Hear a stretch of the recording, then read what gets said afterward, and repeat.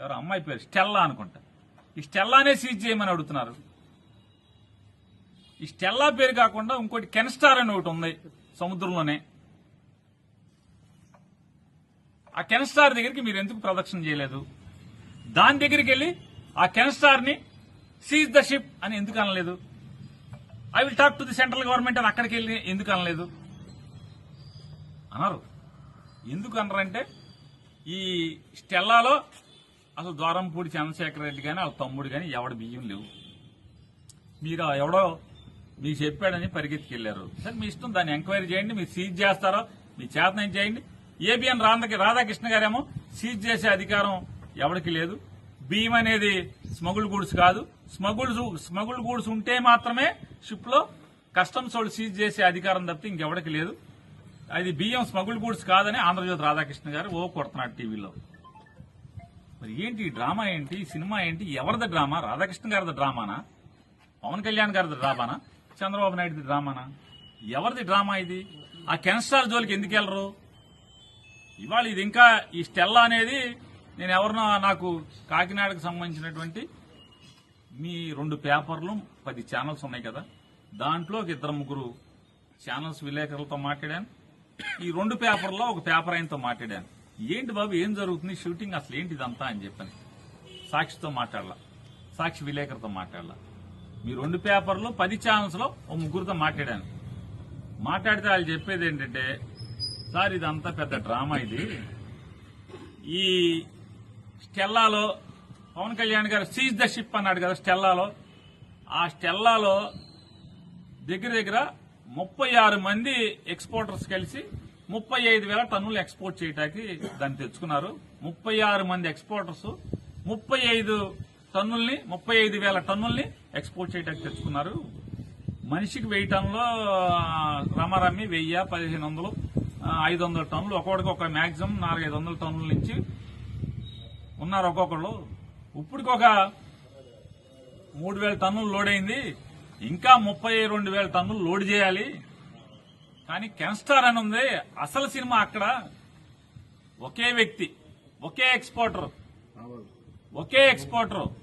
42,000 టన్నులు బియ్యాన్ని ఎక్స్పోర్ట్ చేస్తున్నాడు. ఈ 2 అక్కడ లంగరేసి ఉన్నాయి, 2 లోడ్ అవుతున్నాయి.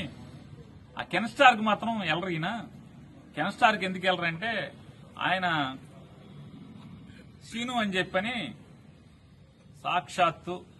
సాక్షాత్తు ఆంధ్రప్రదేశ్ రాష్ట్ర ఆర్థిక శాఖ మంత్రి వియ్యంకుడు కోడలు తండ్రి వేల్పూరు సీను ఏదో అంతా నాకు వాళ్ళే చెప్పారు. ఆ పేర్లన్నీ కూడా తగిలింది నాకు.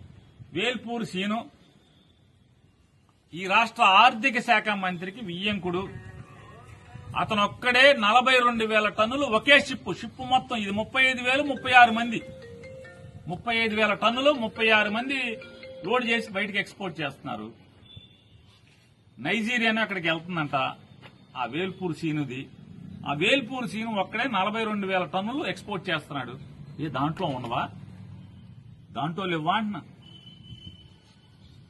దాంట్లో దొంగ బియ్యం లేవా? పీడీఎస్ బియ్యం లేవా? దాంట్లో చూసారా? చూడరా? వేల్పూర్ సీను అయితే మన కళ్ళకి గంతలు కట్టేసుకుంటారా? అంటే గుర్రానికి కళ్ళకి గంతలు కడతారు, రోడ్డు ఎంబటి వెళ్ళాలి, అటు ఇటు చూడకూడదని. అట్లా చంద్రబాబు నాయుడు గారు ఏమన్నా గంతలు కట్టాడా? అసలు మిమ్మల్ని షిప్లోకి పర్మిషన్ ఇవ్వకుండా ఆపిన వాళ్ళు ఎవరు? పర్మిషన్ ఇవ్వకుండా ఉన్నది 2, అంటే పర్మిషన్ ఇచ్చేది 2. ఆ 2 మీతో బోట్లో ఉన్నారు. మరి ఎందుకని పర్మిషన్ ఇవ్వలేదు? వాళ్ళ మీద చర్య అంతా మరి ప్రభుత్వం ఎంక్వైరీ చేయాలి కదా. ఈ రాష్ట్రానికి ఉప ముఖ్యమంత్రి తర్వాత ముఖ్యమంత్రి రానని పర్మిషన్ ఇవ్వకుండా జిల్లా కలెక్టర్నేమో పర్మిషన్ ఇచ్చి పంపిస్తారా? ఈయన్నేమో పర్మిషన్ ఇవ్వకుండా ఆపేస్తారా? అంటే కరేపాకులాగా వాడుకుని ఎలక్షన్లు వాడుకుని వదిలేస్తారా? ఏంటిదంతా ఈ తంతు? మీరు కెన్స్టార్ దగ్గరికి ఎందుకు వెళ్ళరు? నేను పవన్ కళ్యాణ్ గారు నేను వారిని రిక్వెస్ట్ చేస్తున్నాను. మీరు నిజాయితీగా దమ్ముగా ప్రాణాలకు తెగించి సముద్రంలోకి వెళ్లారు కదా, కెన్స్టార్ మీద కూడా వెళ్ళండి. జిల్లా కలెక్టర్ గారిని కూడా అడుగుతున్నాను, మరి కెన్స్టార్ ఎందుకు చూడలేదు కలెక్టర్ గారు? దాన్ని కూడా ఇన్స్పెక్ట్ చేయాలి కదా. అంటే ఆర్థిక శాఖ మంత్రి ఏం కూడా అయితే ఎవరికి షిప్ కనపడదు, తెరలు ఉంటాయి. ఒకే షిప్ లో ఒకే మనిషి ఈయంకుడు 42,000 టన్నులు షిప్ మొత్తం నింపి పంపిస్తున్నాడు. దాంట్లో లేవా పీడీఎస్ బియ్యం, రేషన్ షాప్ బియ్యం దాంట్లో లేవా? ఎతకరా దాంట్లో? ఎందుకు ఎతకరు? కాబట్టి ఇందులో నిజాయితీ అంటే నా ప్రశ్నలకు సమాధానం చెప్పండి. నేనైతే అతను నిజాయితీగానే వెళ్ళాడు, పాపం ఏదో పట్టుకుందామని వెళ్ళాడే అని అనుకుంటున్నాను. కానీ ఇవన్నీ ప్రశ్నలు, సందేహాలు. షిప్ లోకి వెళ్లాలంటే పర్మిషన్ ఇవ్వాల్సిన వాళ్ళు ఇద్దరు ఆయనతో పాటే ఉన్నారు. ఇక వెళ్ళనివ్వడం ఎవడు? రాష్ట్ర ప్రభుత్వం, కేంద్ర ప్రభుత్వ అధికారి ఇద్దరు కలిసి ఇవ్వాలి. ఇద్దరు అక్కడే ఉన్నారు ఆయనతో పాటు షిప్ లో.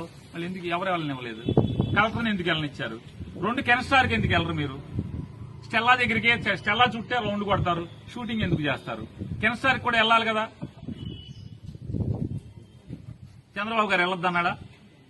సమాధానం చెప్పాలి, ఖచ్చితంగా చంద్రబాబు గారు చెప్పాలి. ఉప ముఖ్యమంత్రి గారు కూడా సమాధానం ఖచ్చితంగా చెప్పి తీరాల్సినటువంటి అవసరం. ఎందుకంటే మీరు ఎవరిని ఏమారుద్దాం అనుకుంటున్నారు? ఇది నిజాయితీ కూడినటువంటి మీ పర్యవేక్షణ, మీ రైడా, మీ పట్టుకునే ప్రయత్నమా, లేదా కేవలం ఏదో జరుగుతుంటే దాన్ని జగన్మోహన్ రెడ్డి గారికి బురద రాద్దామనే, విషం చిమ్ముదామనే? సమాధానం చెప్పాలి కదా. ఇందులో జగన్మోహన్ రెడ్డి గారికి ఏం సంబంధం? ఆయన ఎవరో చెప్తారు అరబిందో అనేది, అరబిందో వాటా. అసలు మీరు వెళ్ళింది ఎక్కడికి? Anchorage port. Anchorage port owner ఎవరు? రాష్ట్ర ప్రభుత్వం. మీరు వెళ్ళిందేమో యాంకరేజ్ పోర్టులోంచి. యాంకరేజ్ పోర్ట్ ఎవరిది? అరబిందోలో వాటా. అరబిందో వాళ్ళకి వాటా ఉంది యాంకరేజ్ పోర్టులో. ఈ పిచ్చి మాటలేంటి? ఎవరిని మోసం చేద్దామని? డీప్ సీ మన మామూలుగా మీరు వెళ్తే బెర్త్ మీదకి వచ్చేస్తుంది కదా. అరబిందోకి వాటా ఉన్న పోర్ట్ అయితే, కాకినాడ పోర్ట్ అయితే. మీరు వెళ్ళిందేమో యాంకరేజ్ పోర్ట్ కదా. యాంకరేజ్ పోర్ట్ ఓనర్ ఎవరు? రాష్ట్ర ప్రభుత్వం కదా. ఎందుకు ఇదంతా? ఈ ప్రశ్నలన్నింటి కూడా అర్థం కాని, ఎవరికి అర్థం కావు. ఇదో బ్రహ్మ పదార్థం. చెప్పాల్సింది చెప్పరు, సందేహాలు ఉంటాయి. ఆ రౌండ్ కొడతాం ఏంటి? ఎందుకు వెళ్తలేదు షిప్ లోకి? ఎందుకు వెళ్ళలేదు? పర్మిషన్ ఇచ్చే అధికారులు మీతోనే ఉన్నారు కదా. డిప్యూటీ సీఎం హోదాలు వెళ్ళకూడదండి ఆయన. డిప్యూటీ సీఎం హోదాలు వెళ్ళకూడదా? డిప్యూటీ సీఎం అయినా, సీఎం అయినా, ప్రధానమంత్రి అయినా ఇప్పుడు మీరు మర్చిపోయినట్టున్నారు. మీకు నాకు రాజ్యాంగం తెలియదు కానీ ఆయన రాజ్యాంగం పెద్దది, మళ్ళీ చిన్న సైజ్ అయితే కనపడదేమో అని పెద్ద పుస్తకం ముచ్చుకుని తిరుగుతాడు ఎప్పుడు. రాజ్యాంగం మేరకు, రూల్స్ మేరకు, రాజ్యాంగం ద్వారా ఏర్పడినటువంటి చట్టాల మేరకు, చట్టాల ద్వారా ఏర్పాటు చేసుకున్నటువంటి రూల్స్ మేరకు ఖచ్చితంగా ప్రధానమంత్రి